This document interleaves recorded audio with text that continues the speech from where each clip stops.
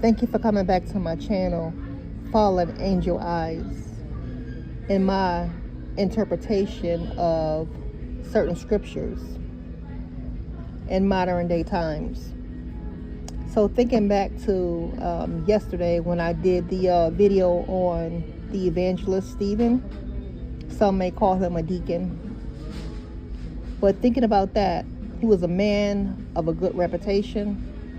He was full of faith and wisdom. Now, when I interpret or decipher how I see it in modern day times using examples that fits for today's society, for the young people today, because a lot of young people are not going to go back and read the Bible.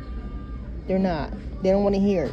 Okay? So I do it in a way to reach the people, the unusual people that no one can reach. That's why I choose to do it the way I do it. It's how I see it. Okay. So going back to Stephen. Stephen was appointed, but in order for him to be chosen by the 12 disciples, he first had to be chosen by God. Now, I'm going to ask you a question and I want you to think about it. Was he chosen by God, or did man choose him? First question, okay? The apostles laid hands on him. They anointed him and blessed him, along with 6 others. He wasn't the only one. They spread the good news. They spread the good word of God. They went around teaching people about Jesus Christ. And he did just that. He won many souls over to Christ.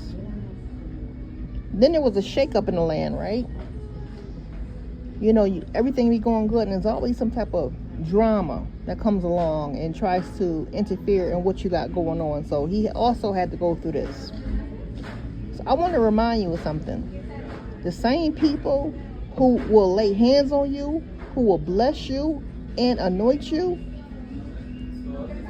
are the very people who tried to sacrifice him. The same people who you pray for, who you will help and who you support, and the people that you assisted in their time of needs, are the very people that will try to sacrifice you. They tried to sacrifice them for telling the people about what the word truly meant, how he's seen it at the time. Now I'm asking you another question. When he said to the people, Jesus of Nazareth will destroy this place and change its customs, was he predicting his own death? That's another question I want you to think about.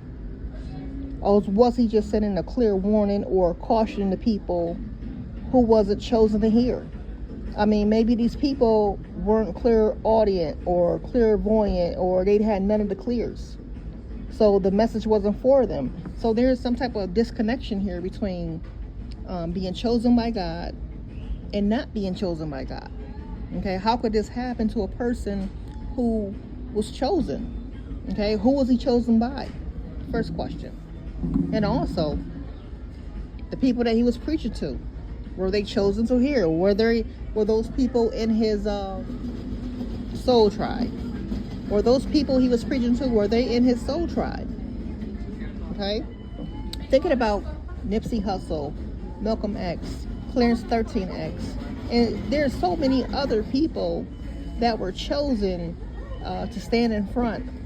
These men were good reputations. These men were blessed to go back and help their people. They were destroyed by the very people who blessed them.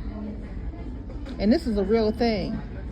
One must be able to hear, see, feel his way out of danger. Thank you.